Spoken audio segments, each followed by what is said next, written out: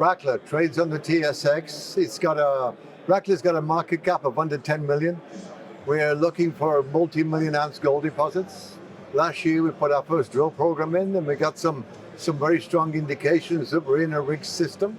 And a good friend here, Scott, can explain what a RIRGS system is. But so I think we're on the edge of a discovery. Time will tell when we start drilling. We got a lot of drilling planned for 2024.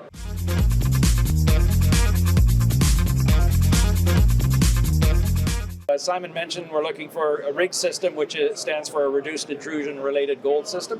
What makes the Tombstone Gold Belt attractive is the number of discoveries of that deposit type, both in the Yukon and in Alaska, and the association with Cretaceous age intrusions, which we see on our project area.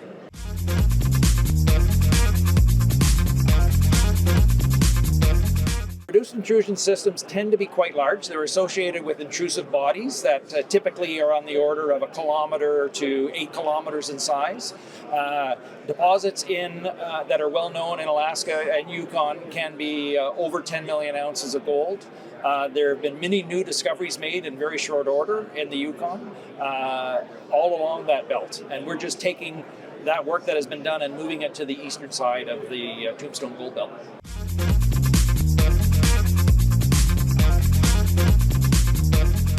Basically, these intrusive systems where we are have really not been explored before. So the concept when we went into the season in the spring was to get boots on the ground, to do a lot of prospecting, a lot of basic sampling, soil, streams, and rock. So prospecting and do what it takes to make a discovery, which is, like I said, boots on the ground work.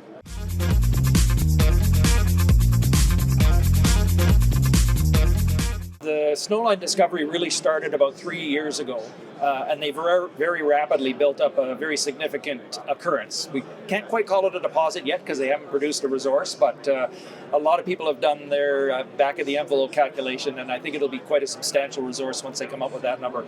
The features that they see at Snowline, we drilled a few holes on our property last year, and we're seeing identical features. It's a Cretaceous age intrusion. It has the same geophysical signature. Geologically, it's the same composition. The structural preparation, sheeted veins in the intrusion we see on our property. The chemical association of gold with arsenic, tellurium, bismuth, and tungsten we see on our property. And we're getting reasonable gold grades. I would say we haven't hit the home run yet, but we're on second base, and I think 2024 will be a good year for us to test that target where we think we have a good opportunity of a success like Snowline.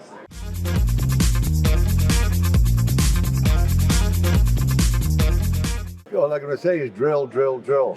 We have 3 excellent targets. One that's got some drill holes in that indicates we're certainly in a RIRGS system, and that's on the hit property, and on the SER property, SER, which is about 10 kilometers away. 12 kilometers. 12 kilometers away. We've got 2 areas on that that's showing strong sheeted veining with good gold numbers at surface. We have not drilled that target yet, so that'll be it's never been drilled. But the project's never seen a drill. So we have 3 great opportunities to make a discovery next year.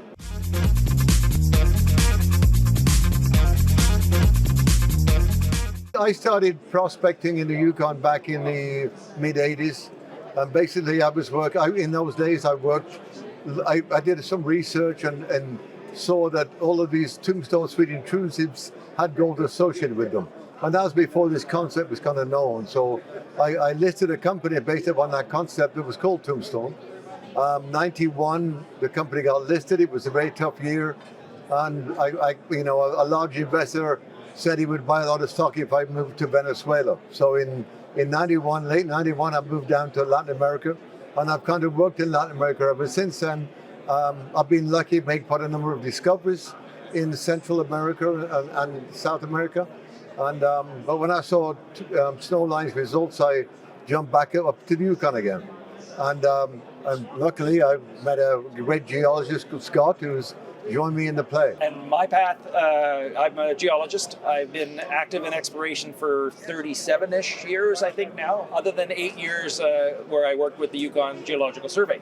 About a year ago now, Simon approached me to join Rackla and get involved with these projects. And I looked at the package of ground that he had put together and the potential there and thought it was be a nice opportunity for me to get back into the exploration game.